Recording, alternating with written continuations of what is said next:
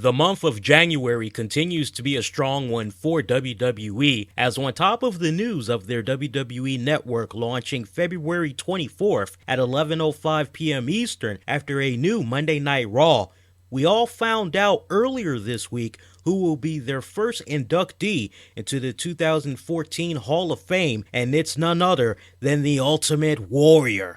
That's right, Ultimate Warrior is going to be Hall of Fame bound come the night of April 5th, 2014 at the New Orleans Arena, just one night before WrestleMania 30. Veteran wrestling fans such as myself were in shock and euphoria seeing and hearing the announcement of the Warrior coming back to the WWE for this induction. It's the first time in 18 years that Ultimate Warrior is returning to the WWE. For me, to see him come home and take his rightful place in the Hall of Fame is a dream come true. There are still plenty of folks that hands down deserve to be going into the WWE Hall of Fame that have yet to go in, but it's a completely different topic that we're going to go into details about at a later date. WWE did right with the Ultimate Warrior going in, I feel. And to think, just last year, it was Bruno Sammartino who we thought would never, ever do anything with the company. And yet he got inducted. Now we're on to the Ultimate Warrior. And folks, it just proves what the McMahons have been saying for years, which is anything can happen in the WWE. Now, during his WWE career, Ultimate Warrior didn't accomplish much.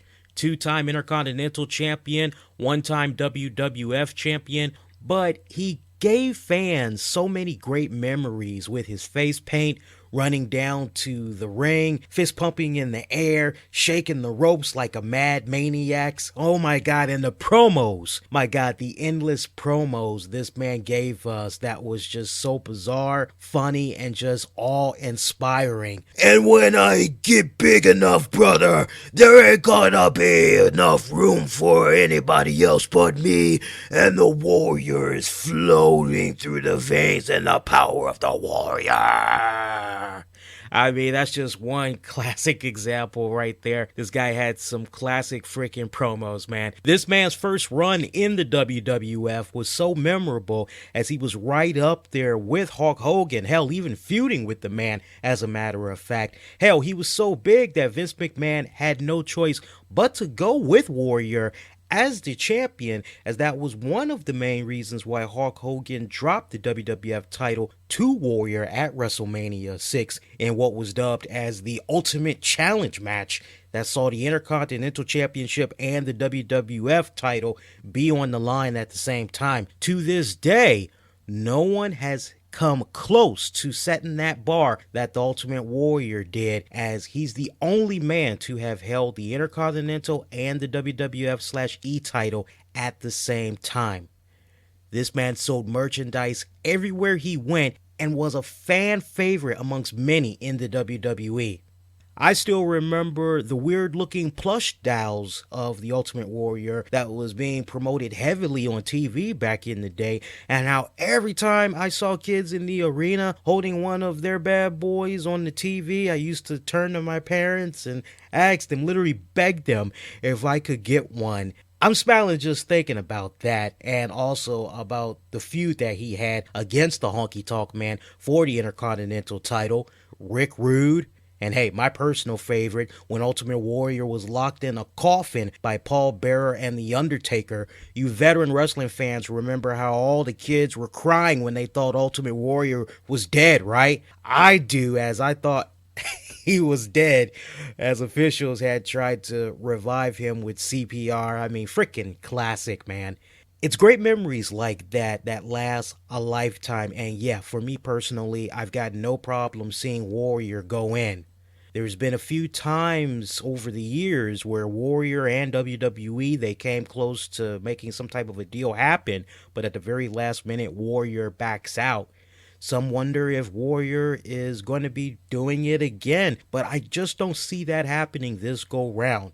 As most of you saw this week, WWE have been aggressively advertising him on all their WWE programming to the point I'm feeling very confident that he will be showing up for his Hall of Fame induction. I can only imagine how the speech is going to be, as it's one that's going to get very emotional, I feel. Lots of folks are wondering who will induct him into the Hall of Fame. We're hearing that it could be Hulk Hogan, and personally, I don't want to see that.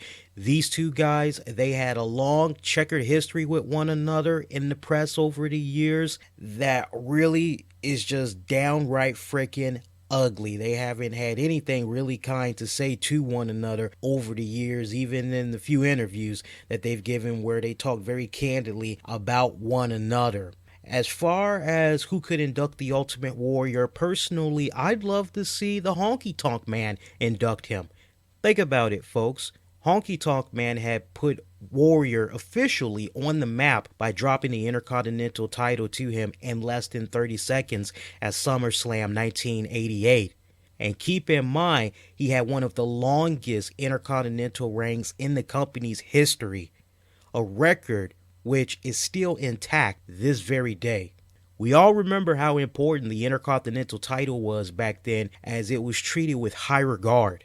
You know that whoever you saw with the Intercontinental title was a lock to be the next big guy in the company, and that he was going to be the WWF champion. A lot of the most talked about matches then had to do with the Intercontinental title. I think Honky Tonk Man would be a good candidate to induct him, as he could give first-hand experience finding out weeks into his match with Warrior just where exactly his mindset was, what it was like to be working with him, what he saw in Warrior, what he'd become, his impact, everything overall in the company. I think he would have some really great stories that he could share with the WWE Universe. Or you could go the Vince McMahon route. I'm going with Vince for the poor and tasteless self-destruction of the Ultimate Warrior DVD that came out a few years back that resulted in Warrior suing WWE for defamation of character. Now, they settled their differences out in court, but so much damage was done at that point that at the time it seemed like there would never be a point of reconcile. And for those of you that never saw that DVD, don't. If you're a Warrior fan, it'll piss you off tremendously. I can assure you of this. I was definitely pissed when I had saw this DVD. That was and still is one WWE DVD release where the company, aka Vince McMahon, chose to make fun out of one of his greatest stars in the company's history. No telling how much money Warrior was offered for this Hall of Fame induction, as he doesn't need it, and I don't think that's what it's about. I think it comes down to healing old wounds, and I'm sure Vince, Warrior, they had a sit down or something close to it to squash everything. But to see McMahon publicly apologize to the Warrior at the Hall of Fame as he introduces him to the WWE Universe on that Hall of Fame night, I think it would just be a win for a lot of folks. I think it would definitely be a win for the McMahon camp. But think about how much over it would put Vince McMahon with the fans, especially with the ones that don't like Vince. He's been like a cancer to the business, you know, as that's how a lot of folks look at Vince McMahon, having bought out all the territories, running them out of business, etc. It very well could get him in a new light and get him a ton of respect from fans, especially veteran wrestling fans, if he were to be the one to induct Ultimate Warrior. Only time will tell as more inductees are to be announced, but it's good to see Warrior going in. Of course, I'm hoping that with this induction also comes future collaborations, as I'd love to see an Ultimate Warrior Appreciation Night, a Best of WCW Volume 3, 4, 5, with Ultimate Warrior and Hulk Hogan hosting each one and then coming together for one. If, and this is a big if, they squash the beef from years prior, I'd love to hear the truth about why exactly Warrior was brought into WCW, as Warrior went on for years at conventions, interviews, everywhere he met with the public, mainly saying that Hogan brought him into WCW just so he could job to him for the WrestleMania 6 job. That DVD, I think, would sell big time, especially if they brought in Jim Ross, Eric Bischoff for a roundtable discussion on a bonus disc that could be uncensored, uncut.